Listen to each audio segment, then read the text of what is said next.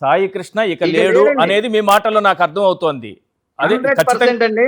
మేము human rights వాళ్ళ లాయర్లు బార్ కౌన్సిల్ ద్వారా 9 మందిని అమ్మడి పెట్టుకుని మార్కాపురం వెళ్తే అయ్యా అరెస్ట్ చేసిన మాట వాస్తవమే, ఇదిగో పలానా అతను ఇలా ఉన్నాడు, పలానా అతను ఇట్లా ఉన్నాడు, పలానా పేర్లు ఇలా మాట్లాడుకున్నారు, ఇలా చేతులు కట్టేసి అక్కడ వెనక్కి చేతులు ఇరిచి ఒక భయంకరంగా ఒక పంది పిల్లను, ఒక మేక పిల్లను, ఒక కుక్కను కూడా అలా తీసుకురాం.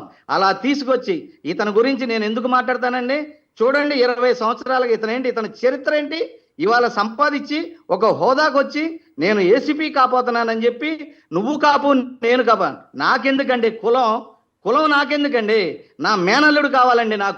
నా మేనల్లుడు కోసం వచ్చి ఇవాళ అనేక మంది స్పందించి మాట్లాడుతున్నారు. 45 రోజులుగా ఏమైపోయినాయండి?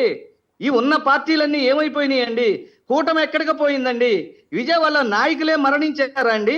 ఇదే విజయవాడలో లాకప్ డెత్ జరిగితే వంగవీటి మోహన్ రంగా గారితో, మరి ముదిగొండ పద్మ విషయం కానీ, రిక్షా కార్మికుడి విషయం కానీ, అట్లాగే ఇంకోడు మురళీధర్ అనే విషయంలో కానీ రంగా గారి పక్క నుండి పోరాటం చేసిన రాధామిత్ర మండల సభ్యులను మేము చావగా మిగులున్న సభ్యులం మేము.